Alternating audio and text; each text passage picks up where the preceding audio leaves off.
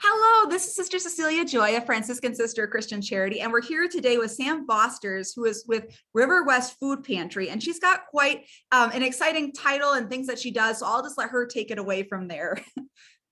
Thanks, sister. My name is Sam Vosters, and I am the volunteer engagement manager at the Riverwest Food Pantry in Milwaukee, which means I oversee all of the volunteer management, but we also see the volunteer journey as a transformational journey of like formation and change. So it's not just for the volunteers, it's also for the shoppers.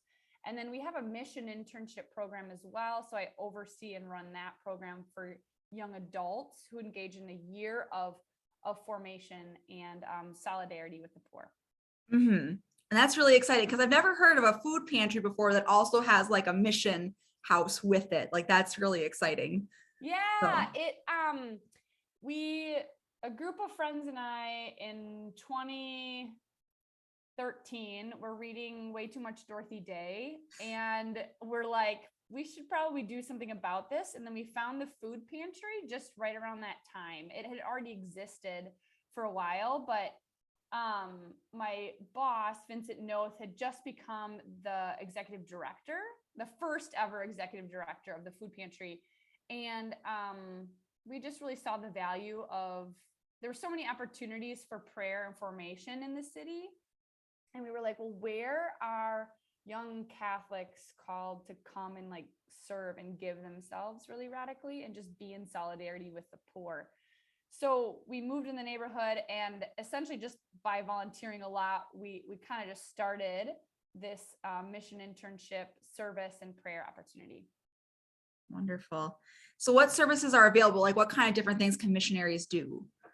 Yeah, so the food, I should call it a food center. We're trying to identify more as a food center rather than food pantry. Food pantry has this connotation of like people are getting pre-packed bags, and it's kind of like the old model of how things worked with food pantries. But we are a food center, which means that like people are coming once a month, sometimes more, for bread and produce, and they can shop for everything that they need.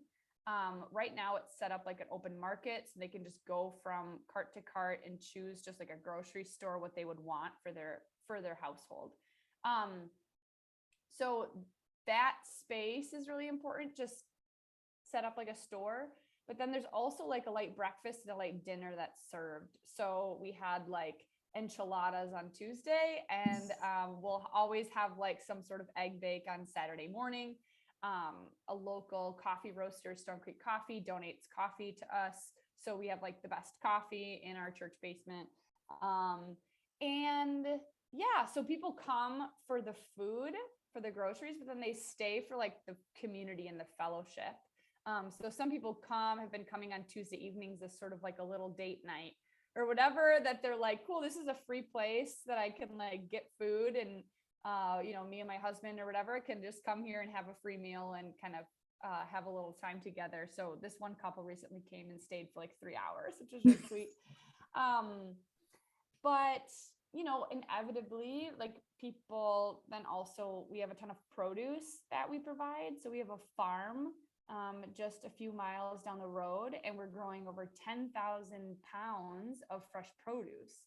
So that's a lot of organic local produce being used. But then we have a cooking demo every time people come, so that there's like, they can taste a sample. So it's kind of like the difference between shopping at like Aldi versus shopping at like, I don't know, what do you guys have up there? Maybe, I don't know if Festival. Yeah, festivals up here. Yep.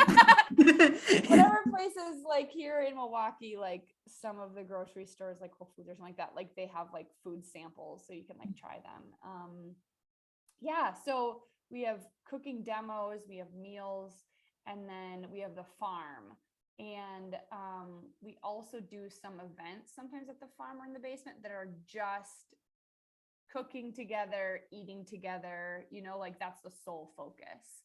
And that's to really build community and kinship between people.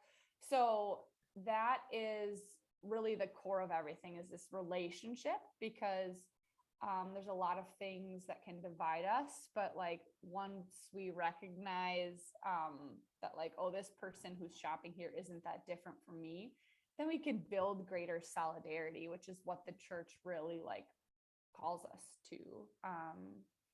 So then the other thing is that people often come in and they need groceries every month, but this isn't really sustainable, right? Like to keep relying on it. So we have mentors and a social worker who can meet with people and help them set goals for greater stability.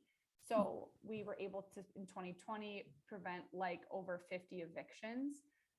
So yeah, just trying to provide other ways of really walking with people and supporting them. Wow.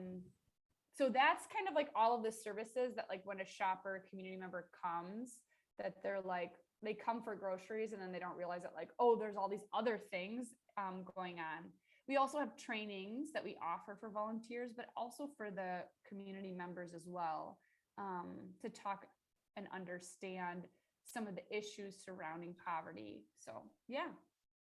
Wonderful. Yeah, that sounds so. There's a lot that a mission intern can do if they want to get involved in things like that. Yeah, and then for the mission internship, there's also like the bedrock of prayer. So like Tuesday through Friday morning, we start with an hour of adoration of the Blessed Sacrament.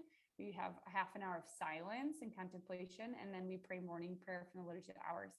So prayer is a really key component. There's the opportunity for mass multiple times a week. And then there's formation. So there's time for the mission interns to come aside and really to learn some of the key components about community building, about Catholic social teaching, about prayer.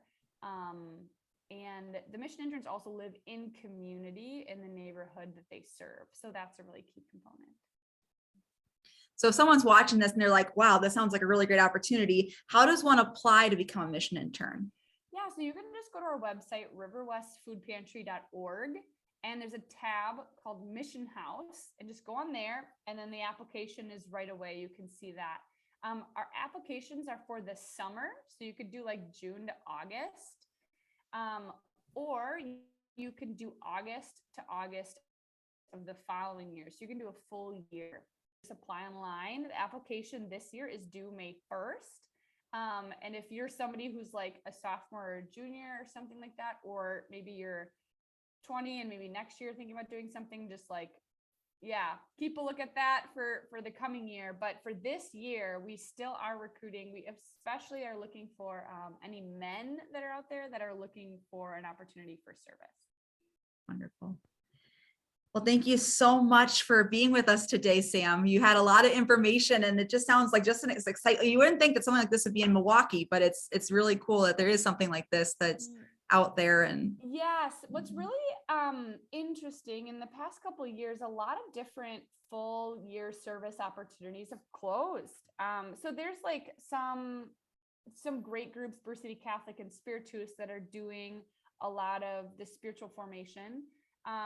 But as far as years of service to the poor, materially poor, there's not really any other program.